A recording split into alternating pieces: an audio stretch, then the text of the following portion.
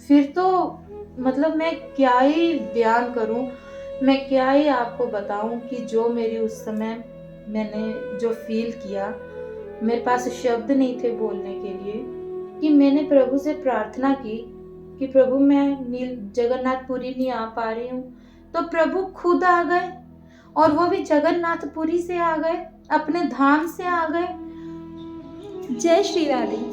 क्या आपने कभी सुना है कि भक्तों के लिए भगवान जगन्नाथपुरी से चलकर आ जाए और उनके घर में विराजमान हो जाए? तो एक ऐसे ही दीदी से मैं आपको परिचय कराऊंगी जिन्होंने अपना सर्वस्व समर्पित कर दिया ठाकुर जी के लिए, और उनका ऐसा मानना है कि जगन्नाथ जी खुद चलकर उनके घर पे विराजमान हुए हैं और ठाकुर जी उनसे बातें भी करते हैं।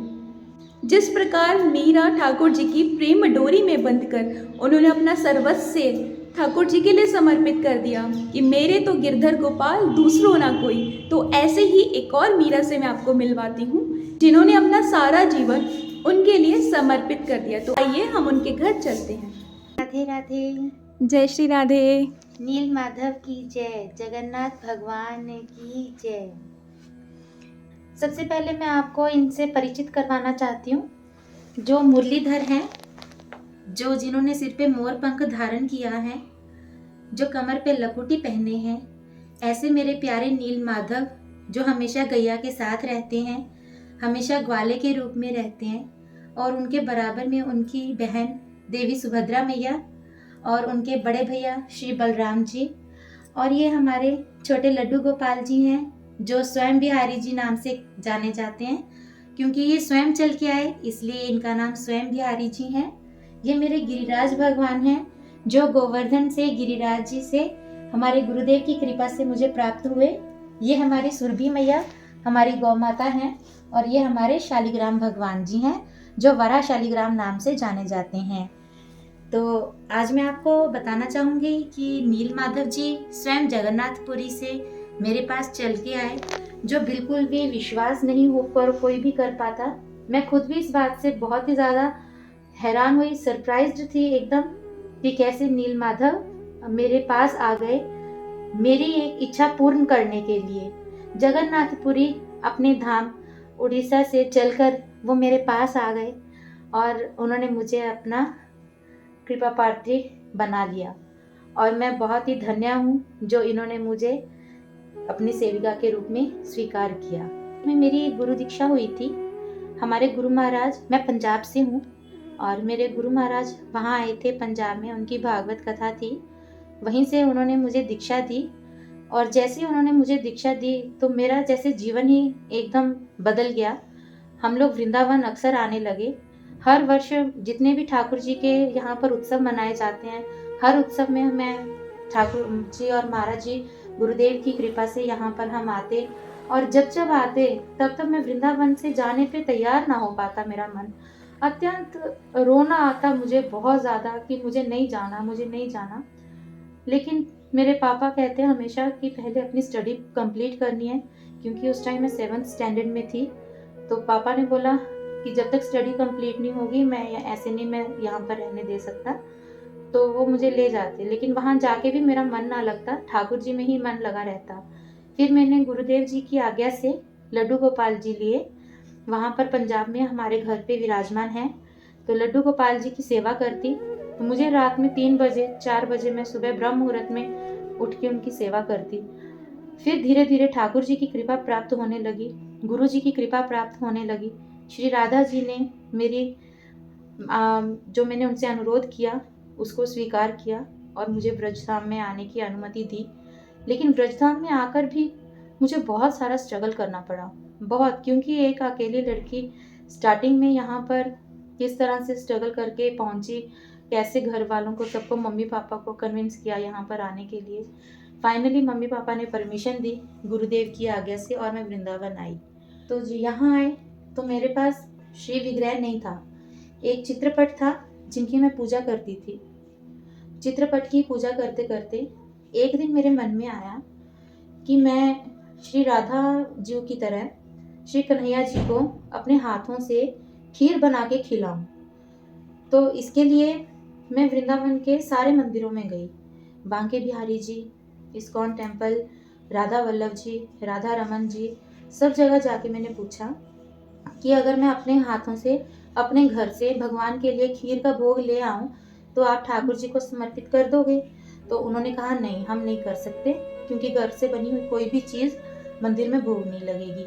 आप फल ला सकते हो लेकिन खीर का भोग यहाँ मान्य नहीं होगा। तो मेरा मन बहुत दुखी हुआ।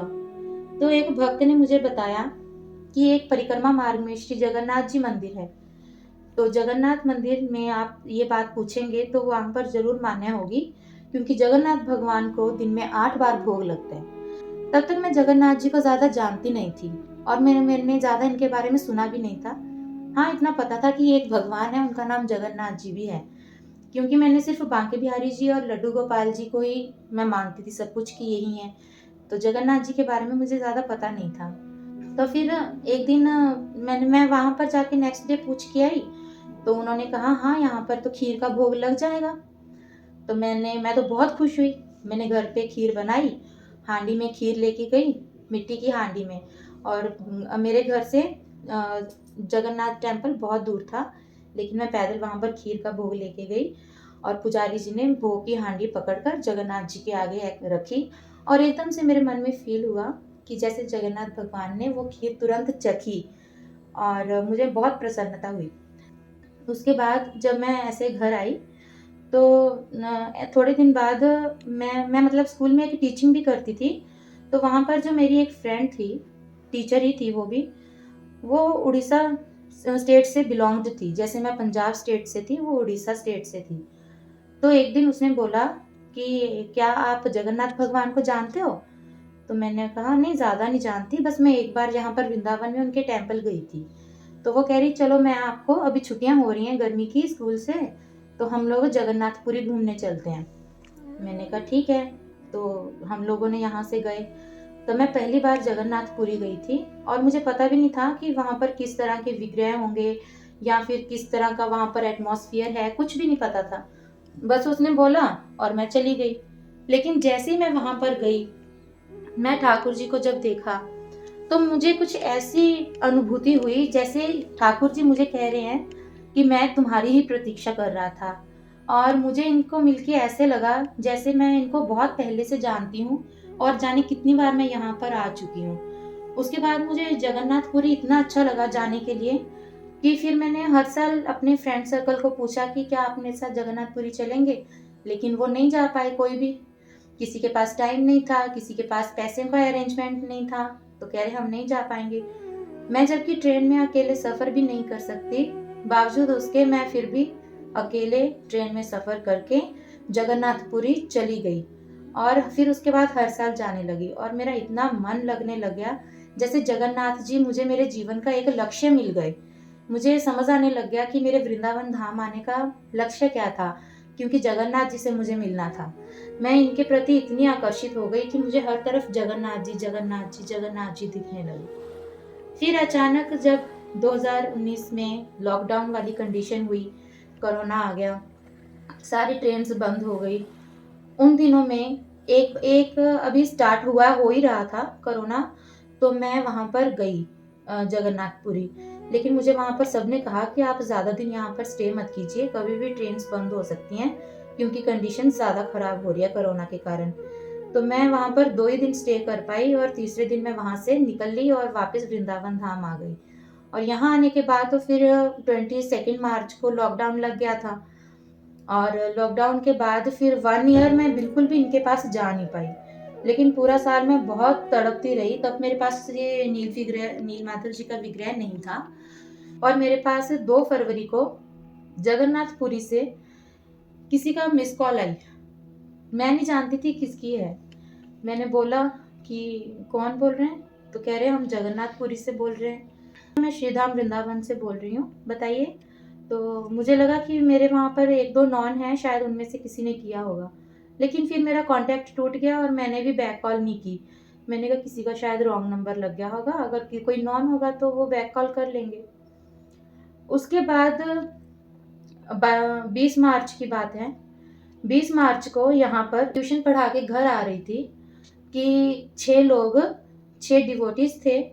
उन्होंने गोड़िया तिलक किया हुआ था। तो उनको देख के ही पता चल रहा था कि वो वैष्णव परिवार से संबंधित हैं। तो मैं ट्यूशन से आ रही थी तो उन्होंने मुझे रास्ते में रोक के पूछा, माता जी क्या आप हमारी हेल्प करेंगे? मैंने कहा हाँ जी बताइए क्या कर सकती हूँ। तो उन्होंने पूछा, हम जगन्नाथपुरी से आए हैं और हमें यहाँ पर रूम दिलवा दीजिए कहीं स्टे करने के लिए।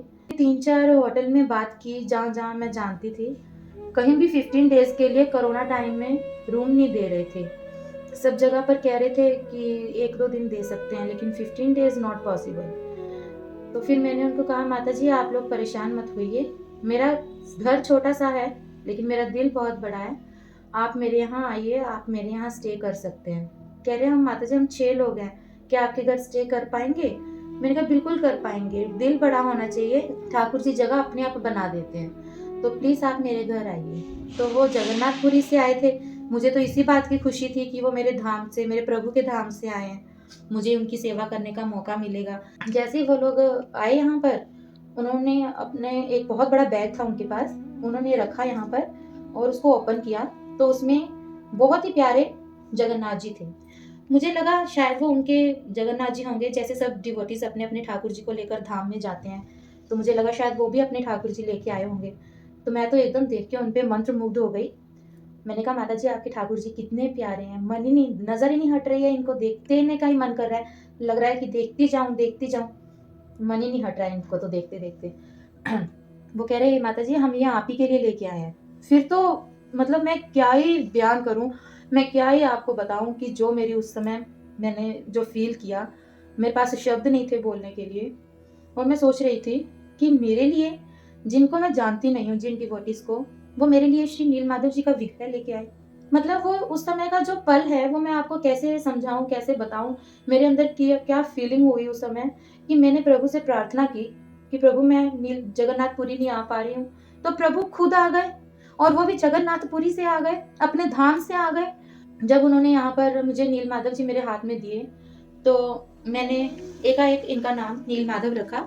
तो तब से फिर हमने इनकी उन्होंने जो 6 लोग आए थे उन्होंने इनकी प्राण प्रतिष्ठा करवाई और श्री नील माधव जी को मेरे यहाँ वो छोड़ गए और खुद वो चले गए। लेकिन वो कौन थे, कहाँ से आए थे, मुझे नहीं पता, क्योंकि ना तो उनके आने से पहले मैं उनको जानती थी, ना उनके जाने के बाद मैं उनको ढूंढ पाई। जो उन्होंने कॉन्टैक्ट नंबर मुझे दिया था, मैंने आज तक उस कॉन्टैक्ट पे बहुत बार फ़ोन किया, बहुत बार मैसेज किया, मैसेज रिसीव नहीं हो पा रहे हैं उनसे, और कॉल भी उनको लग नहीं रही है, जैसे वो नंबर ही अवेलेबल नहीं है, और बेल भी नहीं जा रही है, जैसे वो नंबर है ही नहीं।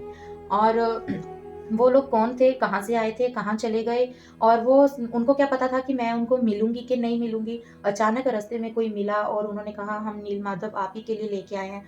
तो ये इससे बड़ा मैं आपको क्या इसमें प्रूफ दूं, क्या कैसे साबित करूं कि वो 6 लोग और कोई नहीं थे, साक्षात श्री कृष्ण भगवान अपने परिवार के साथ, अपनी मैया बाबा के साथ, अपने भाई बहनों के साथ यहाँ पर आए थे। उन्होंने अपनी सेवा का मुझे मौका दिया और स्वयं यहाँ पर विराजित हुए, और बाद में उनके मैया बाबा चले गए और भगवान प्रभु हमेशा हमेशा के लिए मेरे पास रह गए। ऐसे श्री नील माधव जी मेरे यहाँ आए। तो जैसा कि आपने बताया था हमें कि जो नील माधव जी हैं स्वयं जगन्नाथपुरी से आपके यहाँ पे विराजमान हुए हैं, तो आपने हमें बोला था ये आपसे बातें भी करते हैं, आप इनसे हाँ। नित्य बात किया करते हैं, तो क्या बातें करते हैं, क्या एक्सपीरियंस है, अगर आप हमसे थोड़ा शेयर कर रही है। देखिए वैसे तो अगर मैं आपको बातें बताऊंगी तो आप हंसेंगे, क्योंकि बहुत गहरे गूढ़ ज्ञान की बातें हम नहीं करते हैं। जी। और मैं अकेली रहती हूँ इनकी सेवा में। ये मेरे नील माधव जी का ही कमरा है और इस कमरे में मैं अकेले इनकी सेवा में ही रहती हूँ। नील माधव मेरे साथ कैसे बातें करते हैं, सबसे पहले क्या हुआ था, ये तो आपको ये लगेगा कि शायद ये इसकी इमेजिनेशन है या फिर इसका ये भाव है कि जो ये अपने मतलब ठाकुर जी को कह के जाती है, तो इसको लगता है कि शायद ठाकुर जी इसका रिप्लाई कर रहे हैं, लेकिन ऐसा नहीं है। स्टार्टिंग में क्या हुआ था, मुझे कुछ भी नहीं आता था। जब नील माधव आए थे तो मुझे बहुत अच्छे से इनका श्रृंगार भी नहीं करना आता था, सही बताऊं, बहुत सिंपल सा मैं इनको तैयार करती थी। मुझे समझ नहीं आता था कि मैं इनको कैसे सजाऊं, ये भी नहीं मुझे पता था। फिर मेरे मन में आया कि मैं नील माधव जी के बारे में कुछ लिखना शुरू करूं, तो मैंने थोड़ा बहुत इनके बारे में कथाएं लिखनी शुरू करी। और फिर मैं इनकी जैसे रथ यात्रा निकलती है, इनका महाप्रसाद, इनके मंदिर का ध्वज, जगन्नाथपुरी का समुद्र, इसके बारे में मैंने थोड़ा थोड़ा लिखना शुरू किया। थी सीधा रात में, जब सारे काम से अपना फ्री होके 9 साढ़े 9 बजे लिखने बैठती तो कई बार रात के 12 बज जाते, 1 बज जाता। तो 1 बजे जैसे मैं कुछ एक दिन क्या हुआ कि मैं नील माधव जी की एक स्टोरी लिख रही थी, जयदेव गोस्वामी जी आप अभी लिख रही थी। थोड़ा सा मैंने सुना, थोड़ा सा मैंने पढ़ा। मेरे पास स्कंद पुराण है, उसमें जगन्नाथ भगवान के बारे में बहुत कुछ लिखा है, तो मैं वो भी रीड करती थी। तो ऐसे में लिखते लिखते मुझे नींद लग गई, लगभग 1:30 बजे की बात है। तो एकाएक मुझे आवाज आई, सो गई, उठो उठो, अभी तो स्टोरी पूरी नहीं हुई। मेरी एकदम अचानक से नींद खुली। मैंने सोचा कौन बोल रहा है, कौन बोल रहा है। फिर मैंने सोचा नहीं, नींद में मुझे वैसे ही लगा होगा, और मैं फिर सोने लगी। फिर एकदम से आवाज आई, नंदिनी कहानी पूरी लिखे बिना ही सो गई। मैं फिर उस टाइम डर गई, क्योंकि वैसा भाव मन में उस समय शायद नहीं था कि प्रभु भी बुला सकते हैं। डर इसलिए गई कि इस तरह की आवाज से कौन मुझे बुला रहा है। तो मैं बैठ गई, थोड़ी देर मैंने पानी वानी पिया, बैठी। एकाएक मेरी नजर नील माधव पर गई। तो नील माधव मेरी तरफ ऐसे देख रहे थे कि एकदम मानो साक्षात वो मुझे देख रहे हैं। फिर उन्होंने मुझे देखा और मुझे देखकर बोले, नंदिनी जो लिख रही थी उसको लिख के पूरा करके फिर सो। मेरी एकदम से नींद चली गई। उस दिन भी मुझे मतलब कुछ लगा कि नील माधव मुझे देख रहे हैं, लेकिन मुझे ये लगा कि शायद ये उनकी कोई प्रेरणा होगी। तो मैंने जो स्टोरी इनकम्प्लीट थी उसको कंप्लीट करके 3 बजे के लगभग सो गई।